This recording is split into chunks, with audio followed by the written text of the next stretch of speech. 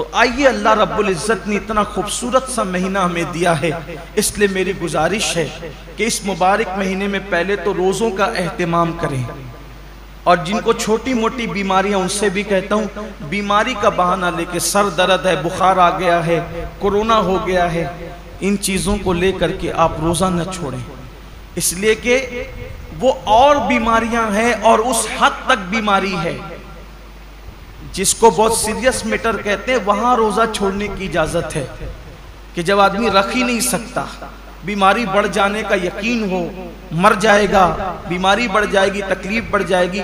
जब कोई मुसलमान पाबंद शरा, कोई दीन की समझ रखने वाला डॉक्टर कह दे तो बात अलग है।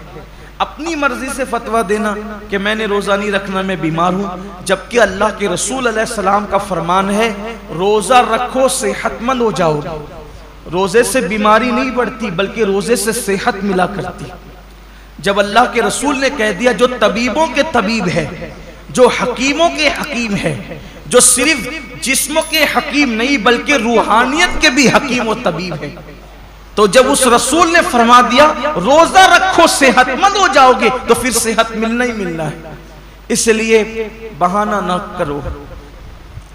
एक हदीस पाक और याद आती है, फरमाया गया हर किस्म हर चीज की ज़कात है, हर चीज की, जैसे माल की ज़कात, जिसने माल की ज़कात दे दी उसका माल अल्लाह के किले में महफूज हो गया, अब उसके माल को कोई नुकसान नहीं हो सकता। ऐसे ही जान की भी ज़कात है, जिस्म की भी ज़कात है। तो जान की ज़कात क्या है? मेरे आका अलैहिस्सलाम फरमाते हैं रोजा ये तुम्हारी जान की ज़कात है, तुम्हारे जिस्म की ज़कात। मतलब जो लोग रोजा रख लेते हैं अब उनकी जान भी अल्लाह महफूज कर लेता है, वो मोहलिक बीमारियों से, मूजी बीमारियों से महफूज हो जाते हैं। आप देखिए अल्लाह के औलिया, आज जितनी कसरत से बीमारियां हैं पहले नहीं थी, और जो बीमारियां आज है वो पहले नहीं थी। क्यों?